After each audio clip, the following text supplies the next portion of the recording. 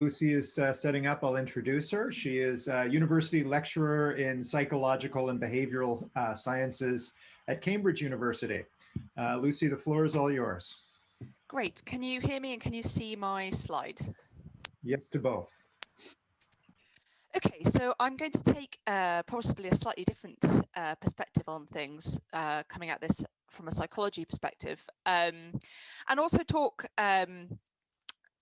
from the perspective of some thinking I've been doing, trying to bring together my two sort of topics, if you like, because I have a lab in psychology where I look at cognition and motivated behavior, particularly focusing on food decision making and obesity.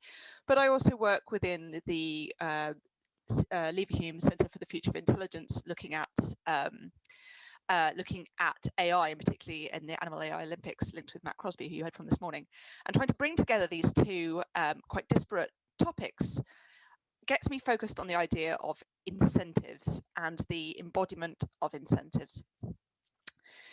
So within psychology, we talk about different kinds of motivations, and when we want to model motivation, we need multiple types. So traditionally, we've quite often talked about liking versus wanting. Liking is how much you like something, how much something has inherent value to you, whereas wanting is more like how much it motivates behavior. In the human body or in biological systems, these are generally mediated by kind of opioids and dopamine respectively.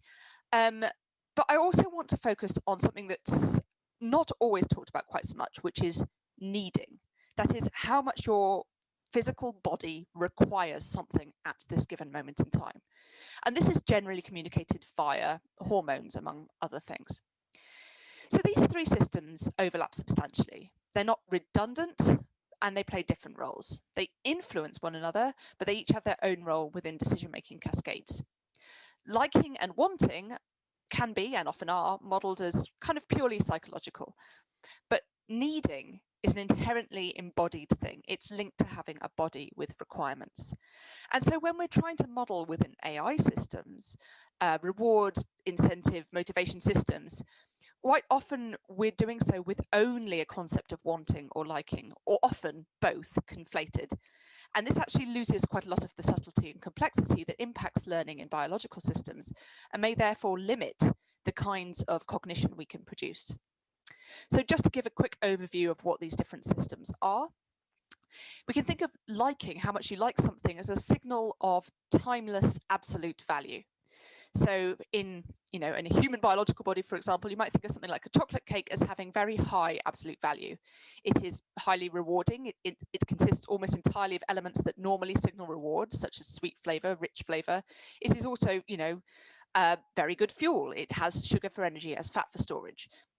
Something like a Brussels sprout for a lot of us would be something that would have low absolute value. It has got a mix of stimuli that are associated with reward, like sweetness, and those that are generally associated with punishment, that is bitter flavor. It's got some fuel value, some energy value, not brilliant, some vitamins, quite good.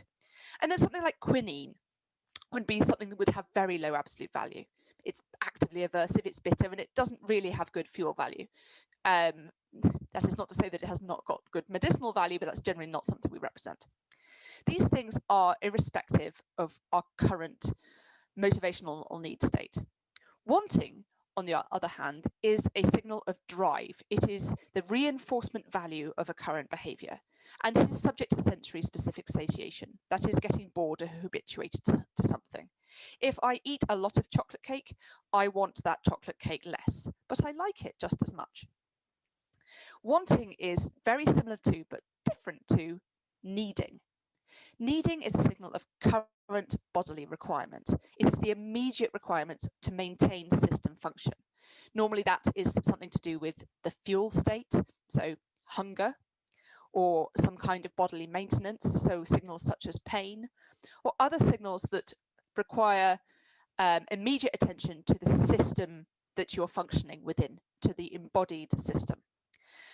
So I normally study these things within the context of hunger, and just to give you an indication of how complex even just the fuel system is within the human body, we can think of the different types of internal signals that help our brains to understand the current need state of our body. Complex systems have complex needs, and these result in complex signals. So the digestive system is regulated by a host of hormones and peptides that interact with the function of the hypothalamus in the brain to modulate eating behavior. So some of them, for example, signal capacity, will more fuel fit in this body, things like stomach distension, or ghrelin, which is released when stomach is empty. There's some signals of long-term storage situation, that is in the human body fat reserves, such as leptin, current energy states, i.e. blood sugar, insulin, or detecting specific needed components of the fuel, such as protein content, those things like CCK. And all of these different things are coming into the central system to try and manipulate whether or not we want and seek food. So different motivators, as I've hinted at, are subject to different influences. Wants and needs are subject to habituation. You can get full, you can get bored. Likes and wants are specific, individual and learned, but needs are universal, or at least within a species or a particular type of agent, and fundamental. A chocolate cake, if you come across a chocolate cake whilst hungry, it is wanted, it is liked, and it is to some extent needed. It contains things that are currently needed, fats and sugars and so forth. It's not specifically needed, any food would do. Then imagine you eat a lot of chocolate, like this very lucky baby. Afterwards, that chocolate cake is no longer wanted. You don't want any more chocolate, but it is still liked. If someone was to say, do you like chocolate cake? You'd say, yeah, I love chocolate cake. I just don't want any right now. And it is no longer containing of things that are needed. This and other factors mean that these things can be, despite the fact that they influence one another, they can act separately. I might want lovely, attractive shoes, but I don't need them. After I've eaten a whole lot of something I like, I might still like it, but I don't want it anymore. Something that is good for me, but unpleasant, so a bitter pill to swallow, quite literally, is something I need, but don't like. Whereas, particularly in the case of addiction, you quite often get the situation where someone really wants something, but they don't actually like it anymore. Similarly, these things actually do influence one another. It's been shown in both rats and humans that long periods without in a food deprived state change how palatable something seems, how much you like it, how enjoyable it is. Whereas on the same time, blocking palatability with opioid antagonists also changes perceived levels of hunger. So these things aren't completely separate, but they do have their own roles. Why does this matter for AI? Well, as we've seen in earlier talks, incentives and motivations are key to making sure AI does what we want it to do. If you get the incentives wrong, it doesn't matter how smart the agent is, they won't do what you want them to do.